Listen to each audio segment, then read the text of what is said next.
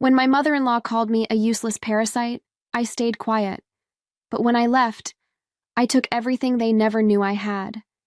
They say when you marry someone, you marry their whole family. I just didn't know I was walking into a battlefield with no armor. I'm Isabel Harris. I married David because I thought he was gentle, kind, and unlike the men I'd known before. And for a little while, he was. We were young, broke, but happy, or so I thought. Until I met his mother, Eleanor. From the moment she shook my hand, I knew. Her smile didn't reach her eyes. Her hug was stiff, cold. At our wedding, she wore black. I thought maybe she was making a statement. Mourning the end of her son's single life, maybe? But looking back, I realize she was mourning his freedom. Eleanor hated me. Not because I did anything wrong. No, I was polite, helpful, even deferential. But because I didn't come from money. Because I didn't have a fancy last name. Because I worked in a cafe and tutored high school kids on the side. In her eyes, that made me nothing. It started slowly. She'd re-season my food after I cooked it. She once accidentally donated a blouse I just bought, saying it looked cheap. Every time I laughed at the dinner table, she'd flinch like I was being too loud. David noticed. I know he did, but he always made excuses. That's just how she is. She doesn't mean anything by it. She'll come around, but she didn't. One morning, I was setting the breakfast table. Eleanor was sitting in her robe, flipping through a magazine like some aging queen on a throne she never earned. David scrolled on his phone, sipping coffee. I placed a plate in front of him. That's when she struck. She looked up from her magazine, stared at me like I was something stuck to her shoe, and said, flatly, like it was just a fact, "You're just a useless housemaid pretending to be a wife." I froze. My hands trembled. I felt like the room had collapsed in on itself. And David, he said nothing, just kept chewing, toast crumbs on his lips, didn't even look at me. I smiled, numb, walked calmly to the bathroom, shut the door, and collapsed. The sobs came hard and fast, not just from the insult, but from the silence. From the betrayal that doesn't come from strangers, but from the person who's supposed to protect you. I sank to the floor, gasping. But then, I looked up. There was a mirror across from me, and in it, I saw a woman. Not weak, not broken, just underestimated. I stood up, wiped my face, and said it aloud, soft but certain. One day, I'll make her regret every word. And that day, oh, it came. She said I was useless, but useless women don't hold up entire households behind the scenes. The truth is, I kept that family alive. While Eleanor sat on her pristine white sofa judging my nail polish, while David studied late and bragged about how hard med school is, I was out there, working, grinding. Every morning at 6 a.m., I put on a cheap apron and poured lattes for executives who never looked me in the eye. After lunch, I'd rush across town to tutor teenagers whose parents never said thank you. Then I'd come home, cook dinner, and listen to Eleanor tell David how proud she was of him for providing for me. What they didn't know is that I was the provider. David didn't work a single hour through med school. I paid the rent, I paid the bills, I stretched every dollar like it was a lifeline, cut coupons, cooked from scratch, skipped meals just so David could eat a proper one. Before his exams, I gave up everything for him. I had dreams, too. Grad school, a research position, financial independence. But David said, "Babe, let's focus on one dream at a time. Let mine come first." And like a fool in love, I said yes. It wasn't even the sacrifice that stung. It was how invisible it all became. Because when we finally bought our first home, a small fixer-upper with ugly carpet and leaky faucets, we put it under David's name. Not because he paid for it, but because his credit was better. Mine had been wrecked by my student loans I never got to use. The car, his name, the insurance, his name. Even our bank account, the one we called ours, was only joint. On paper, 80% of that money came from me. Every paycheck I earned went in there. But David, he never told his mother. Not once did he say, "Actually, Mom, Isabel paid for that. Isabel keeps us afloat. Isabel is the reason I get to chase my dream." No. He let her believe I was freeloading. He let her insult me with her wine in hand and her smug little smirk. So I stopped waiting to be seen.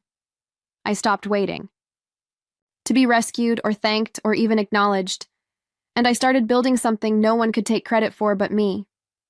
At night, after David went to bed and Eleanor turned off her light, I stayed up. I opened my laptop. And I started something small. At first, it was tutoring online, then budget coaching. Then I got into personal finance forums, offering help. People started following me, referring me. I helped a single mom save her house. I helped a college student pay off debt. And I realized I was good at this. Really. Good. I created PDFs, spreadsheets, video lessons. I charged small fees, $20 here, $50 there. I reinvested it. And slowly, my side hustle turned into something more. Not just income, power. They thought I was quiet. They thought I was passive. But behind that silence, I was dangerous. Because while they saw a girl folding laundry, what they didn't see was a woman building an escape plan. And every day with every dollar I made, I was getting closer to my exit. They say every woman has a breaking point. Mine came with a wine glass and a room full of people who thought I'd never fight back. It was Eleanor's idea, the family dinner. One of those insufferable nights she lived for. White linen, napkins, overpriced wine, fake laughter echoing through a house I paid for but didn't own. She invited everyone, David's cousins, his uncles, even his smug older sister Vanessa, who once asked me if I knew how to pronounce charcuterie. I played my role as always, set the table, roasted the chicken, lit the candles, smiled. But inside, I was boiling, because I had just found out that morning, through a casual comment David made while brushing his teeth, that they were planning to put the house in Eleanor's name, not sell it. Not move, just protect it for the family, he said. You know, in case anything ever happened between us. I didn't cry, didn't scream, I just nodded and made a decision. That night, at the table, after dessert, Eleanor stood up with her wine glass, her face glowing like she'd just won something. "To our future," she said, raising her glass. "One without burdens." She looked directly at me when she said it, like I wasn't even there, like I was just air, furniture, disposable. The room laughed, not loudly, politely, the way rich people laugh when they know they're being cruel, but don't want it to look like it. I didn't laugh. I stood up, lifted my glass, and very calmly, very clearly, said, "Don't worry, Eleanor. I'll remove myself from your future." Then I sat the glass down, walked to the bedroom, and closed the door. That was the last time I ever played house in that house. I didn't pack much, just what mattered. My laptop, a few changes of clothes, a box of files I kept hidden behind. Old winter coats. But before I walked out, I sat down at my desk one last time. I opened our joint account. You see, while Eleanor was busy counting David's future salary, and David was busy letting her run his spine through a paper shredder, I had been busy too. For 4 years, I'd worked, saved, invested, built something in the background that no one saw coming. That joint account had $180,000 in it, and I knew the numbers down to the penny, because 80% of it came from me. Tutoring, coaching, digital downloads, budget guides, investments, referral programs. Every hustle you can imagine, I did it. I checked the balance. Then I took a deep breath and transferred it, all of it, to my new business account, under my name, under my LLC. I didn't feel guilty, not for a second. This wasn't revenge. It was reimbursement. When the transaction cleared, I looked at what I left behind. $2.34. Poetic, really. I shut the laptop, zipped my bag, and walked out of the house I paid for. Without saying a word, David texted me an hour later. "Where are you? Why is the account empty? We need to talk." I didn't reply, because I knew, in that moment, I had finally become the woman Eleanor never saw coming. The useless housemaid had just disappeared and taken their entire future with her. When I walked away from that house, I didn't just leave them behind. I left behind the version of me they thought would never fight back, and in her place, I built a storm. After I drained the account and left, I didn't go to a hotel or a friend's place. I went to a tiny studio apartment downtown. One room, a mattress on the floor, no couch, no TV, just my laptop, my files, and silence. But I wasn't broken. I wasn't scared. I was free. I set up my folding table, opened my laptop, and logged into the account I had just transferred the money into. My account. No one else's name on it. No one watching over my shoulder. No more pretending. That night, while the city hummed outside and someone upstairs blasted bad music, I launched the first official website of my business, Savvy and Seen, financial coaching for women who do it all. Because I'd had enough of being invisible.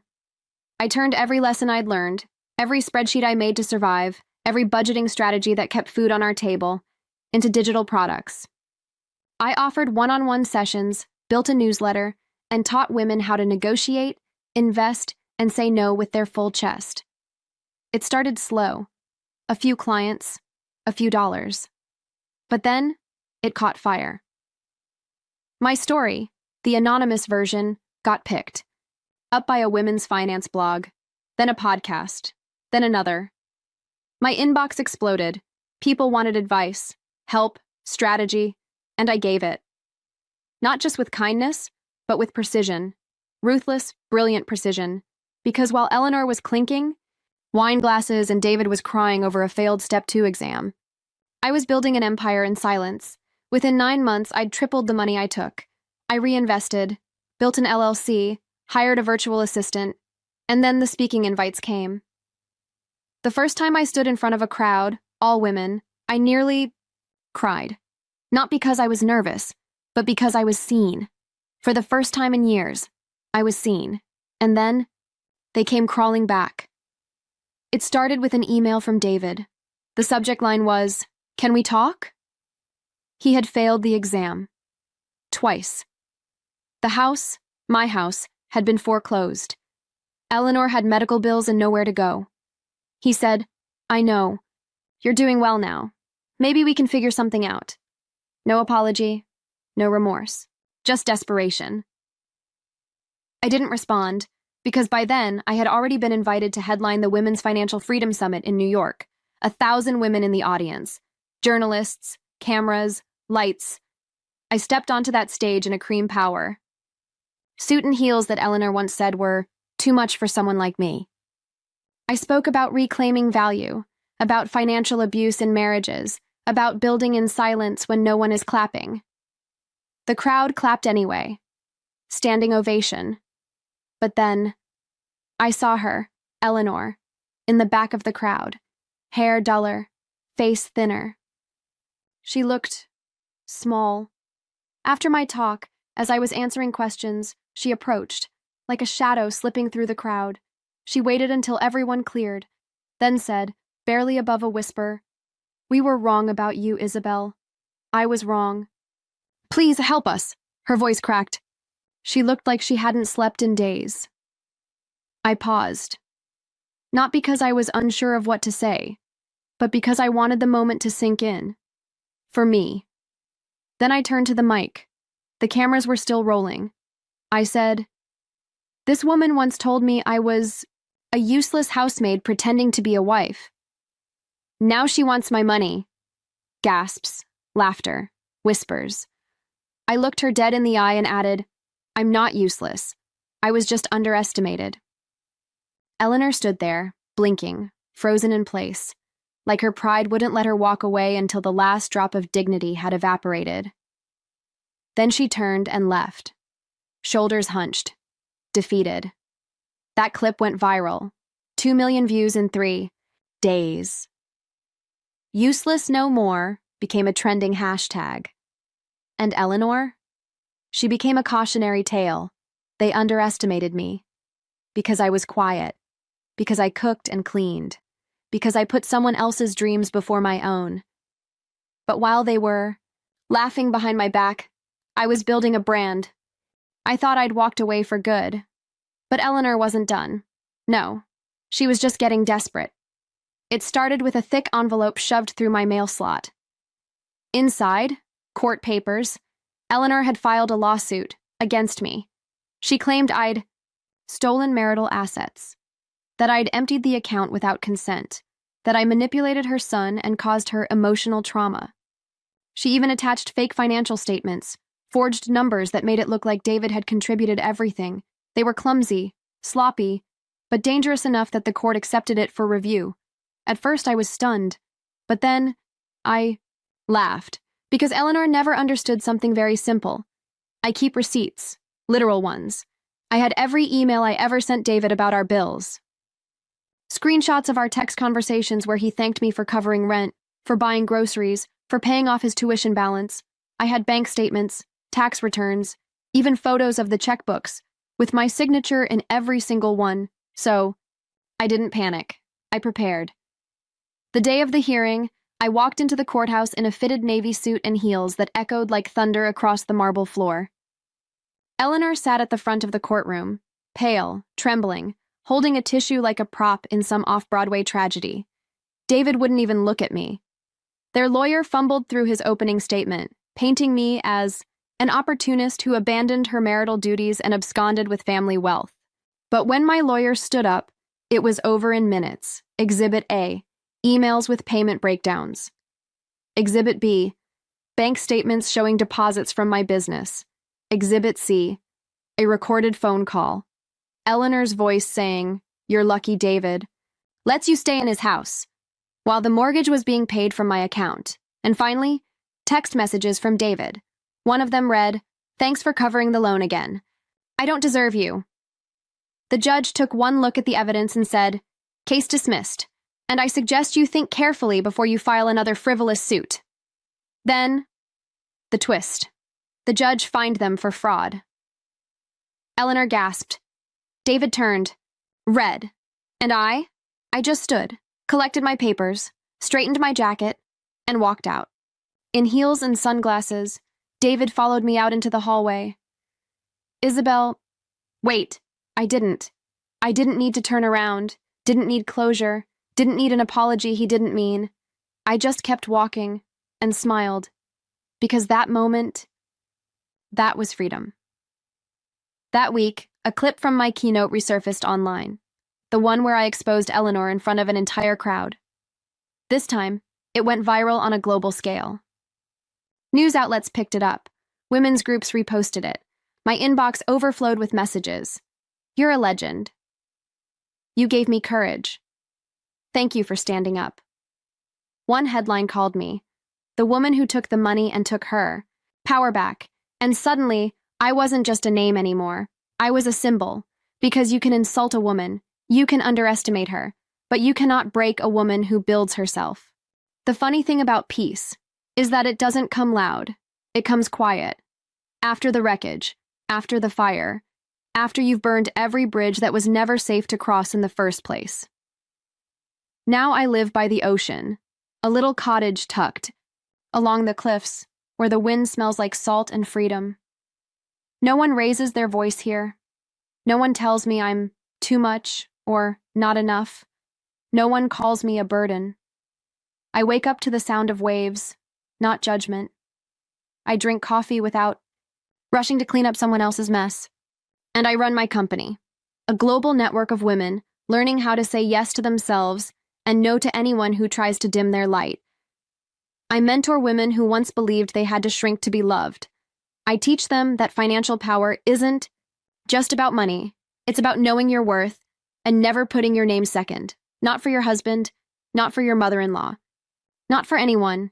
David and Eleanor? I heard they moved in together, not out of love, but survival.